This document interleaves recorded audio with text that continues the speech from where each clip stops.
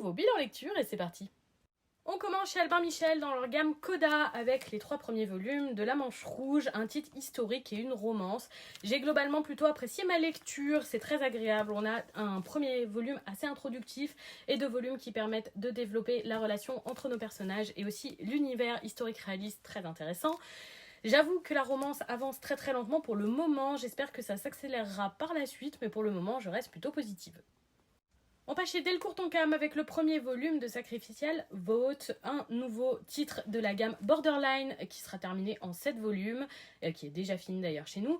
J'ai beaucoup apprécié ma lecture de ce premier tome où on découvre une histoire très prenante avec vraiment les hontes de certaines personnes d'une même classe qui sont mises en avant. C'était une lecture très étonnante, assez originale, très violente que je conseille pour un public averti mais que j'ai beaucoup aimé. On passe chez Komiku avec le 3e volume du titre Le Livre des démons. J'avais été assez mitigée par le second tome, je suis encore plus par ce 3e. La lecture est très redondante, on retrouve toujours le même schéma narratif et ça ne va pas bien au-delà, ce qui est dommage. J'aurais voulu une intrigue plus solide, malheureusement au bout de 3 tomes, elle ne semble toujours pas pointer le bout de son nez, donc je pense que je vais arrêter là. Chez Panini, j'ai ensuite lu les tomes 2, 3 et 4 de L'amour à l'excès, un très bon shoujo et une romance agréable que j'apprécie.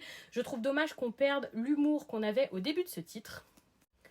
Au fur et à mesure de ces tomes, malgré tout, j'apprécie le développement de la romance, même si c'est très classique et qu'on se doute totalement de comment ça va finir. Le côté aussi intrigue autour du basketball rajoute quelques notions au récit plutôt agréables. C'est une très bonne lecture, une romance classique mais efficace sur moi. On passe chez Akata avec le premier avant-dernier tome de À nos fleurs éternelles. J'avais entendu beaucoup de bien de ce titre et malheureusement je n'ai vraiment pas été emballée par ce premier volume. Le fait qu'un adulte qui a bien 25-30 ans drague un jeune garçon qui doit avoir entre 12 et 15 ans me dérange énormément.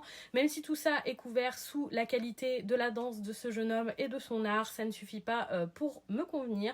Je ne vais pas lire la suite et j'ai trouvé ce titre très dérangeant.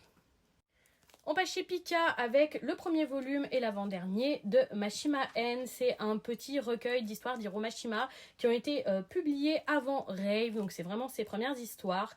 Et malheureusement, le recueil d'histoires courtes, ça marche pas trop avec moi. Les histoires ne sont pas abouties, classiques et pas très innovantes ou intéressantes. C'est dommage, mais je ne pense pas lire le second et dernier volume.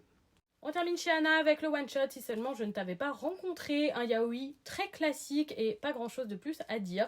C'était une lecture agréable sans être absolument originale, donc voilà, pas particulièrement intéressant. Et voilà pour ce bilan lecture, dites-moi si vous avez lu ces titres ou s'ils vous tentent.